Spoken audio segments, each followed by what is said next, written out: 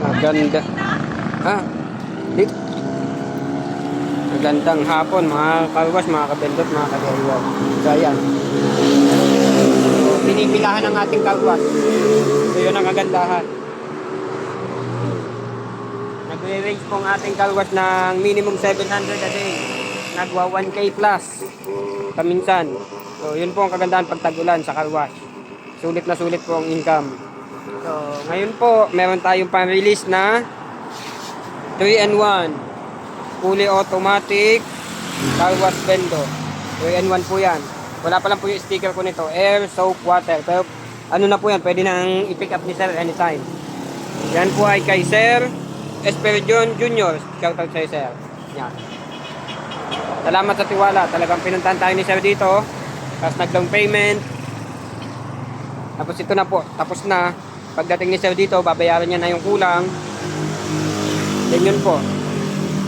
Kay Sir Michael naman, ayun po, standby. Pero malapit na po yan. Mga 3 araw, 4 na araw na lang yan. Tapos na yan. Si Sir Michael naman ay never pang nakarating dito sa akin. Siya ay San Mateo Rizal. Pero siya ay nag-down payment. Kahit po hindi tayo nakikita ni Sir, naka-order namin siya dati sa akin ng foaming machine. Yeah. So, tiwala na si Sir na hindi siya ma-scam. Doon po sa mga may trust issues, yung po kahit iba pong umu-order sa akin, kahit po hindi nila ako nakikita personally, sila po ay nagpapadala ng pera at nakakarating po ng maayos sa kanilang in-order nila. So, salamat po sa mga nagtitiwala at mga magtitiwala pa. So, mag-test po muna tayo. Unahin kong i-test itong air, although wala pang sticker. So, yung hose niya nasa tabi, yun yung naka-spring type. Yan, 1 minute. So, ito naman kasi kailangan mong i-press para yan.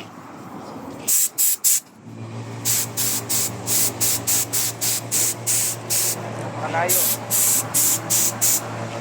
So, maganda pong hangin yan. So, yun po ay nagkakargang air compressor. So, nagcha-charge po ulit siya. So, ang isunod po natin ay sabon. Sabon. Isa-isahin lang po natin. Yung soap. 1 minute din po sa soap. Yan.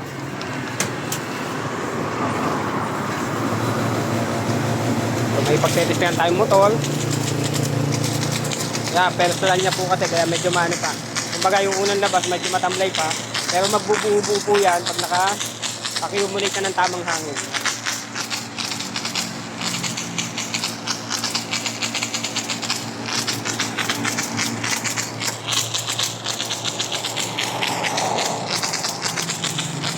Napakalakas ng buga.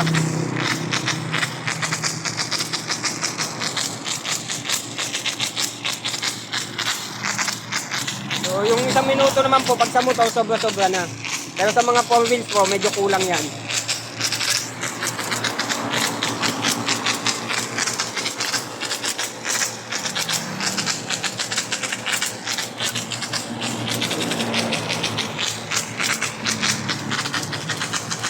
So ayan po, tapos na ang 1 minute. Yun po, may mag-stop na siya.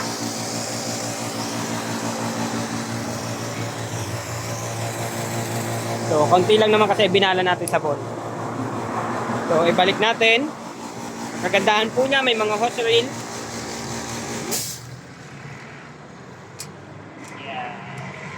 Okay na. So, tubig po tayo. Yung tubig po nito, hindi ko pa ina-adjust. Nasa 1 minute pa rin ito.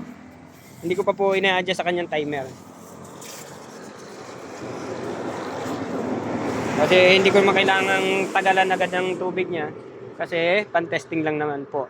So ang kagandahan niya nga po may stop siya. So ayan. So yan. Kagandahan niya po, yan. Madali po siya ipihit kahit ang kamay lang na-adjust niya siya. Napakalakas po ng pressure.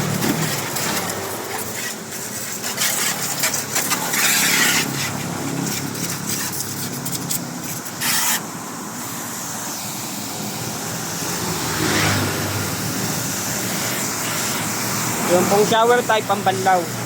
Pantanggal ng mga sabon.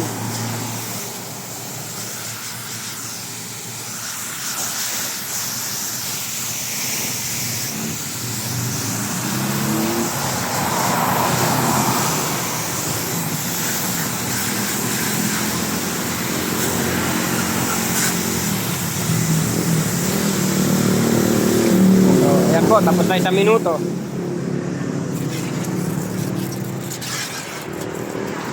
So, tapos na po tayo mag-test. Explain po natin ang features. Yan nga po, number 1 features, naka-hose reel na. Pure metal. So, heavy duty po talaga. Naka-fully automatic po. Yung sabon niya po, ito po, pag pinuno nyo, yan. Pag pinuno nyo yan, mga 1 buwan or less or more, depende po sa nakakonsumo, sa dami ng gumagamit sa inyong lugar. So, yan po. Ang kagandahan po, hindi kayo salin ng salin daily, hindi kayo maaabala daily. Kasi yung iba po, ang alam ko, yung mga pansabon nila, 2 to 3 times a day, i-check. 2 to 3 times a day, every refill. So, pag sinabi po natin bendo, hanggat maaari po, talagang maiiwan natin. Ito po kasi, iiwan mo lang talaga. So, yun po ang kagandahan, pag fully automatic. Kasi yung tubig naman po, automatic naman talaga yon, nagre-refill yun basta nabawasan. Yung hangin, ganun din. Siyempre may air compressor po, pag nabawasan, magre-refill din po yan. So, ayan po ang ating foaming machine, fully automatic. Yun ang kanyang storage. Ito ang storage ng tubig. Yan ang ating air compressor. Yan ang ating pressure washer. Tapos, naka-submeter, naka-breaker, naka-submeter din ang tubig. So, doon na lang po yan naayusin ni sir. Kumbaga, for demonstration tayo today, para po magpakita sa inyo ang laman ng aking ibinebenta na bendo. So, ang presyo po niyan ay 50K. 50,000 po yan. So, kung sa palagay nyo po ay mahal pa yan sa 50,000, kayo po ang magdesisyon. Kasi naka-fully cage, nandyan lahat ang laman sa loob, fully automatic. Yan na po. Kumbaga, sa isang lagayan lang, hindi makalat, nahiwa-hiwalay. Talagang 50K po yan, 3-in-1. Naka-fully automatic ka pa. Hindi ka magre-refill daily, hindi ka mag-check daily. Tapos ang bendo po niyan, lahat may backup. Ultimong power supply, may extrang isa. Ang sensor, may kanya-kanyang extra. Pagka sumasablay na po ang sensor, hindi na magpasa. O kung may problema sa sensor, palit lang ng palit. Napakadami ng pampalit, tigi-tigi sa yan. Sa relay, pag nagka-problema kayo sa relay po, hindi nyo kailangan ipagawa. Ililipat nyo lang sa kabila. Yan, ililipat nyo lang sa kabila, magagamit na agad-agad. So, pag ang trouble po, halimbawa naman po, hindi tumitigil ang tubig. So, halimbawa po, yan ang relay, yan. Yan po ang relay ng ating water. Ayaw po tumigil. So, lipat nyo lang sa kabila. Standby sa gitna, lipat sa kabila. Yun, magagamit na po agad-agad. Hindi nyo kailangang standby ang inyong car wash. Hindi naka-disable within the day.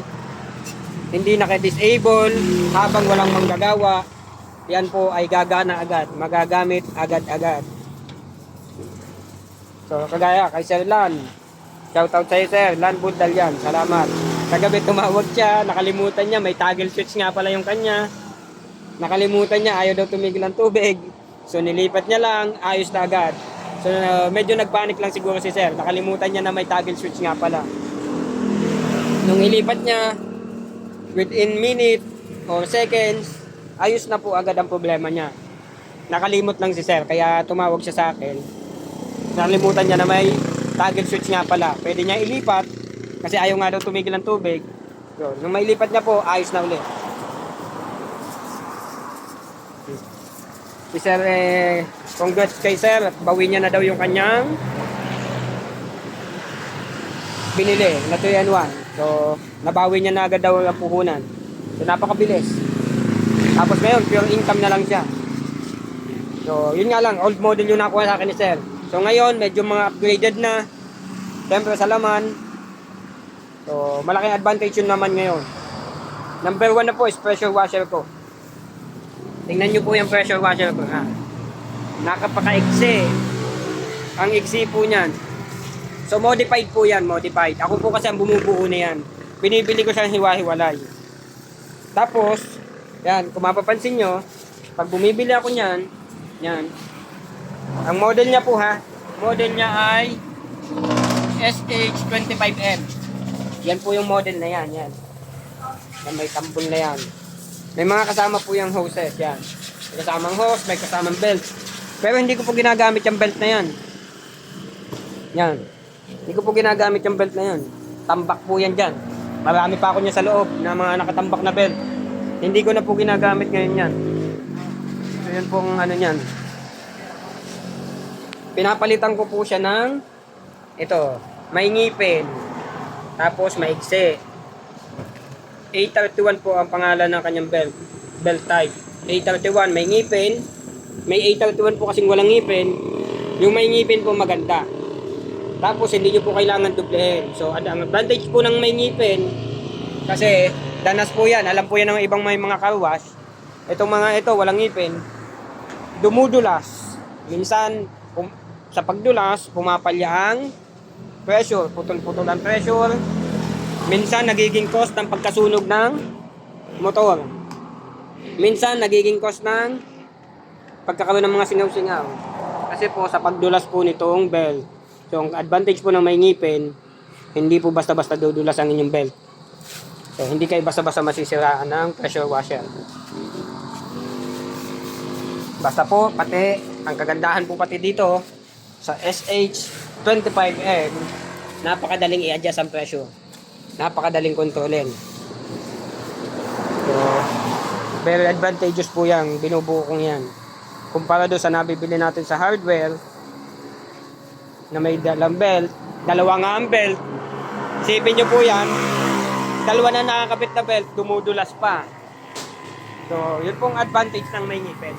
Tapos, yung lifespan po ng may ngipin, mas matibay po yan. Mas matibay po yan doon sa walang ngipin. Yun pong kagandahan niya. So, ilang pong pressure washer ko, hindi ko na pinapriority yung dalawang belt, inapaltan ko lang ng isa, puro may ngipin na. So, advantage po. Yun po ang gamit ko ngayon.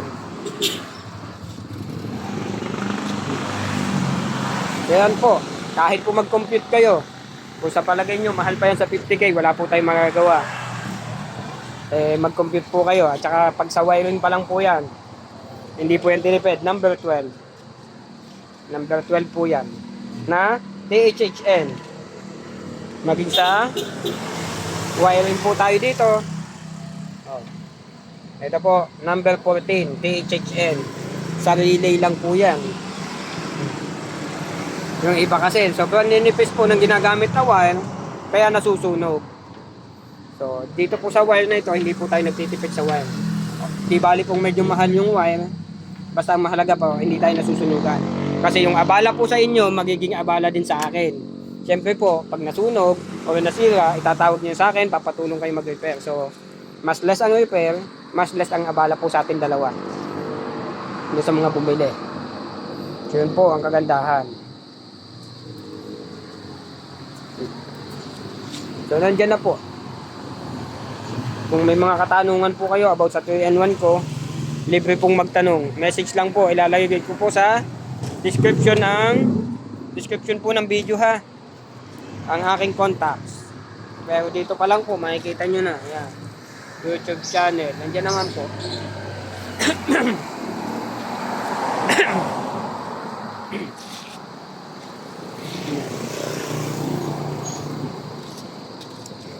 Dito po sa hose reel, huwag po kayo magtitipid sa hose reel. Napakalaking advantage po niya. Lagi ko po yung sinasabi. Kasi pag nabutasan po kayo ng hose, pag iniwan po yan dyan sa kalsada, nasa gasaan, ang laki po na nagagastos natin sa hose. Yan po ang malaking nawawala sa atin pag yan ang nasisira. Number 1 po, bibili kayo ng another hose or magpaparepair kayo ng hose, medyo may kamahalan. Tapos, siyempre po, pag walang hose, walang kita. Kasi hindi nyo magagamit tayo yung car wash. So, advantage po yan naka-hose reel. Kaya nilalagyan ko po yan ng pakiusap, pakibalik ng hose sa ayos pagkatapos gamitin. So although yung iba, mga pasaway talaga, hindi maiwasan, meron talagang ganun tao na pasaway. Pero at least, 90% sa mga gumagamit niyan ay ibinabalik. Or 95%. Pailan-ilan lang talaga po yung hindi marunong magbalik kahit nabasa na nila. So, yun po ang advantage ng may hose oil. Mas nakakalis po tayo sa gastos. Kasi ang masiraan po ng hose ay medyo masakit din talaga sa bulsa. Hindi po yan kagaya sa bendo, na pagka nasisira sa atin ay sa mga bendo, barya-barya lang po yan. Kasi kagaya sensor, 30 pesos lang naman yung sensor, o 35. So, yun po ang kagandahan. Sa bendo po, barya-barya lang po ang gastos dyan. Basta, i-priority nyo yung mga mahal, ang gastos, pag nasira. Dapat po, yun ang iingatan nyo. Kaya po yung mga yan, machine na yan, naka-safety, yan, nasa loob. Kasi nga po, yan po yung mga mahal pag nasira. Kagaya po ng air compressor, at saka itong pressure washer, halimbawa na lang po, nasunog. Yan, nabasa. So, medyo may kamahalan po yan pareho. Medyo masakit po yan sa bulsa. So, hindi po kagaya nitong mga ito, yan, mga barya-barya lang yan. Kasi magkano lang ang power supply? 250. Yung relay, magkano lang.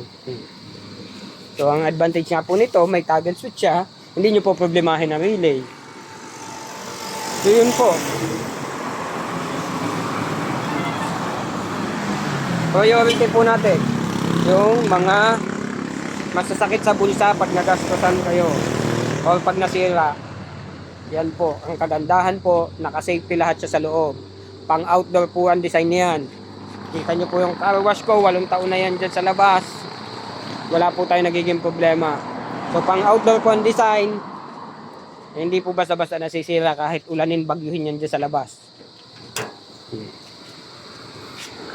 Pero advantage pa rin po yung nilalagay nyo sa safety. So nasa sa inyo pa rin po. Pero ang design naman po nito ay pang outdoor.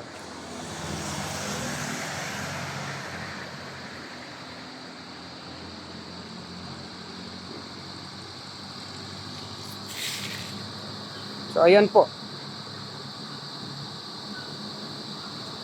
Ayun na pong bahalang humusga mga kakarwas, mga kabilit, mga ka-DIY. 50K, 3-in-1, fully automatic. Hindi kayo mag-refill daily, hindi kayo mag-check daily. Naka-safety lahat ang mga piyasa. Naka-hose.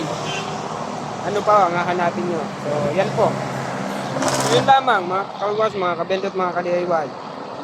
Please like and subscribe and click the bell. Thank you.